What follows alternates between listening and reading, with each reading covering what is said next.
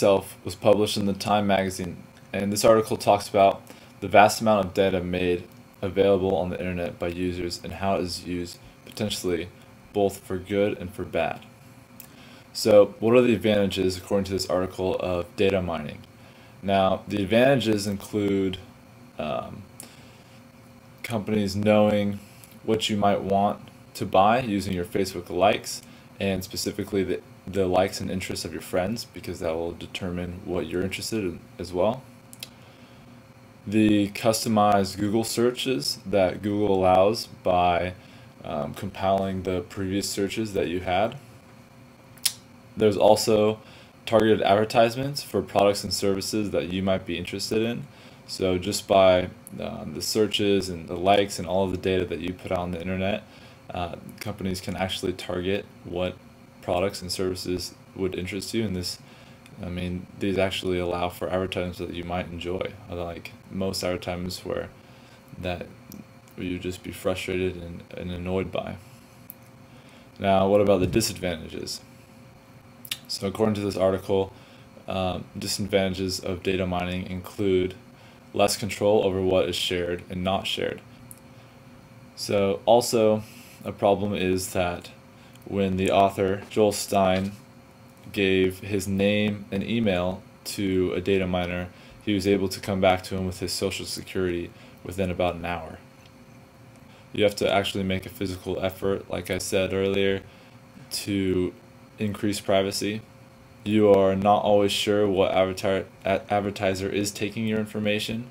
There could be an advertiser on the website, and it could be very secretive, and you could have no idea who they are or what information they are taking from you. Also, identifiers on websites are not extremely accurate.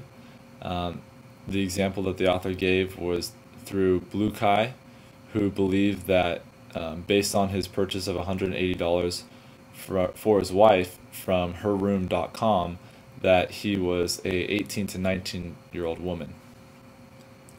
So what does this mean for me and others? I've adjusted to the knowledge that my information on the internet is going to be mined. If I don't want information mined, I don't put it on the internet, or I stray away from electronic tracking processes such as a credit card, so I'll pay in cash. Overall, I think the sharing of information is a good thing. Sharing increases prosperity. However, I don't think the system in place today is accurate or nearly efficient enough. If the information mining is being used to generalize and make suggestions, it would be best to have a correct generalization and to have these updated constantly with any movement on your likes or dislikes or what you have put on the internet. What this means for businesses: all businesses must take on some form of data mining, because this is where the competition is differing themselves from each other, because customers are expecting quality service, and a quality service includes the small town shop atmosphere where you come in, you know the owner, he knows you, he or she knows you, and they can tailor to your every needs and wants. And data mining is the only way to accomplish this quality for large retail stores today, especially because most of them are on the internet. For the government should not play a large role in the regulation, other than the case of social security numbers, of course. They also have to use data mining, and however, they shouldn't necessarily have more access than any other business would have. So where is this going to head in the future, and what does this mean? I see data mining having a large impact on our future, and the privacy issues would be resolved when people adapt to new use of the internet. This process could be sped up by making people more aware of the situation so they can adjust to it quicker.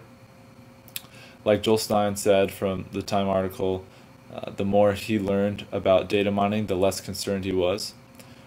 Also, in the article, there's a quote saying, of the people who actually find the ads preferences page, only 1 in 8 asked to opt out of being tracked.